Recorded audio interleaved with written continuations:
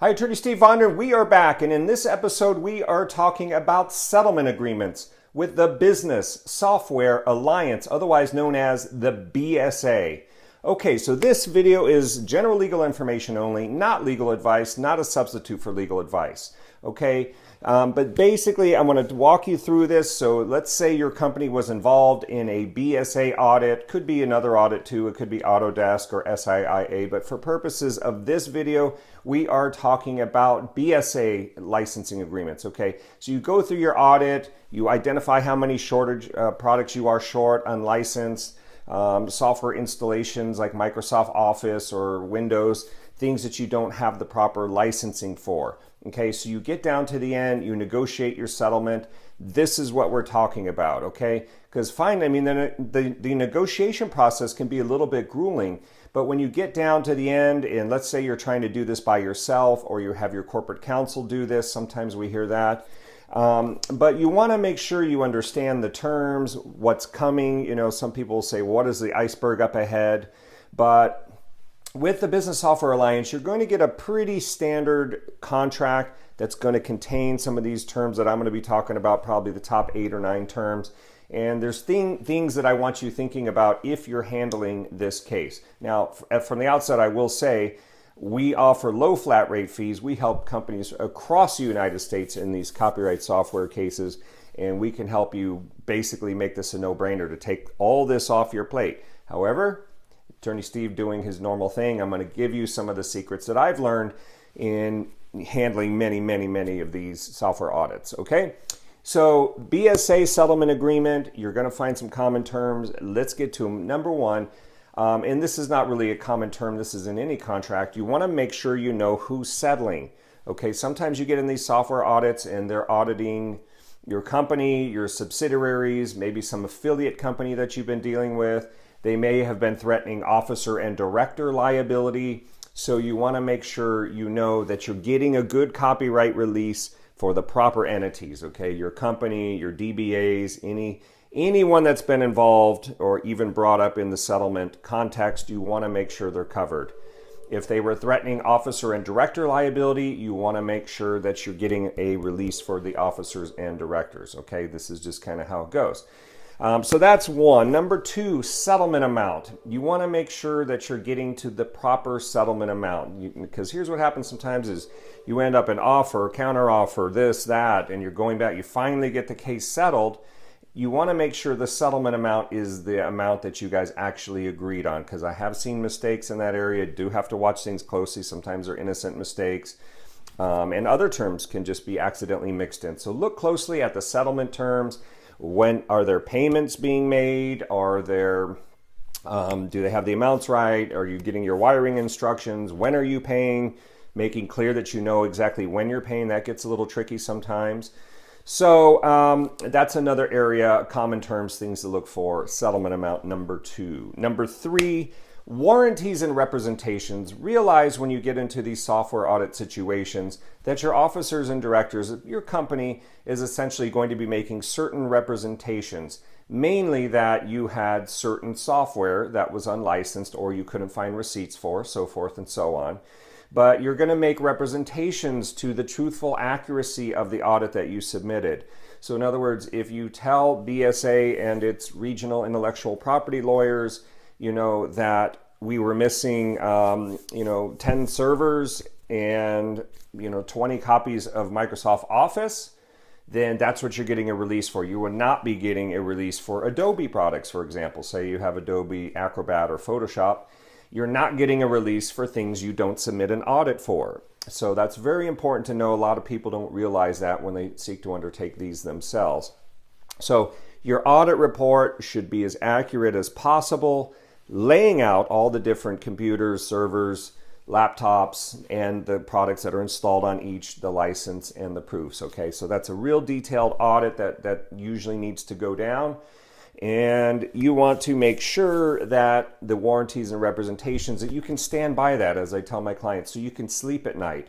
Because most clients, when they get through this process, they want it done. They don't want to have to look back. They don't want to worry about getting a software audit letter from CNC software or Adobe software, after the fact, okay? They don't want Autodesk coming back at them for AutoCAD or Revit, okay? So these are things we can strategize as your copyright counsel. We can get to the bottom of the issue and help you get these cases resolved, okay? So your warranties and representations, you're going to be making those. This is where it's really important to work hand in hand with your copyright attorney. Number 4, future audits clause. Okay, this is a fun one. So usually, and it depends on the case, there are sliding scales of cases from completely innocent infringement, you have some licenses but you're missing some, so forth and so on, to completely willful copyright infringement. That's where you have a ton of software, you pay nothing, you have no receipts, you may have crack codes, you may have keyword generators, all kinds of things can pop up. You're downloading these off torrent websites, it's another way. So you have this huge gamut of willfulness and whatnot, but it depends. Sometimes the BSA is going to want a future audits clause, and that means what they want to do is to be able to come back into your office maybe as much as 2 times a year, and maybe as long as 3 years is about as long as I've seen. So 3 years, 2 visits per year. You may be saying to yourself, holy cow, that's crazy. I don't have the time to sit in here and do this every twice a year with messing up with my employees and all that. I mean, so those are clauses that you really need to fight for and be thinking about and negotiate the most favorable terms you can. Okay, so that's number 4, common clause in a BSA audit. Number 5, you have the officer's certificate of compliance. And again, this is going to go back to that matrix of how willful was it. They may demand that for the following 3 years after the settlement agreement that you continue to supply them with an officer certification.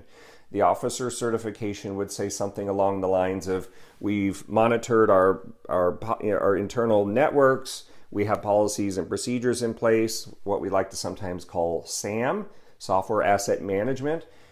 We have identified all our software, we are current, we are licensed, we are within the terms of the license, we're not making illegal backup copies, things like that. So you may see the offer certification, again, possibly negotiable depending on your type of case. Number 6, and I'm going to tie 6 and 7 together, these are what we call the schedules. And usually what happens at the end of a case with the Business Software Alliance, if you want to get your case settled, they want to know what you have deleted and what you have purchased since the date they sent you the audit letter. So you have the audit letter, and from that date on, it may drag out a few more days past the closing of the deal, but they want to know what you have purchased, what you have deleted, including receipts. Okay, so sometimes that's negotiable, sometimes it's not. Once again, this is why you want a skilled software lawyer helping you. Okay. So that's your schedules, destruction of illegal software. I think most people understand if you have illegal software, you have to destroy that. Now, sometimes there's a situation where software is legal, and we'll talk about that. That's something you need to give us a call for.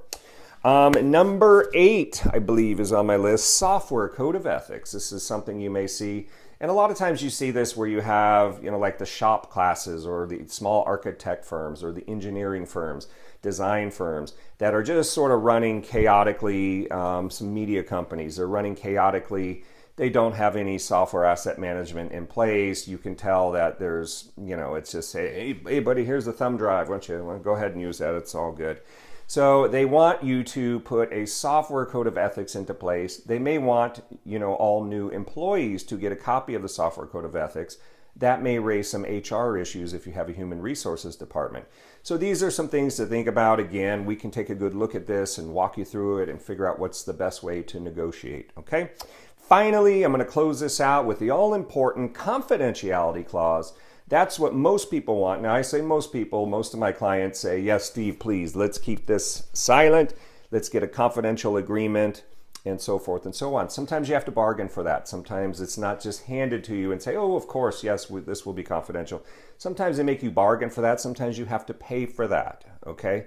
So this is another very important thing. Now, I've also had clients that said, oh, Steve, I don't care. If they want to tell the whole world, let them. I could give a hoot.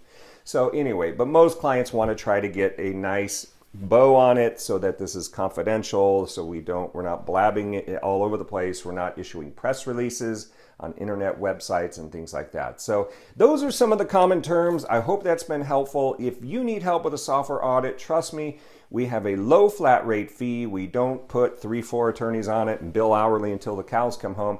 A low, predictable, flat rate fee. We've been helping a lot of companies from across the United States. So if you need some help or you want to see our information resource page, go to softwareaudits.net. That's softwareaudits.net for a plethora of information, or give us a call at 877-276-5084. Attorney Steve out. Thank you very much. If you enjoyed this video, feel free to share it on your social media networks. We'll talk to you again. Thanks.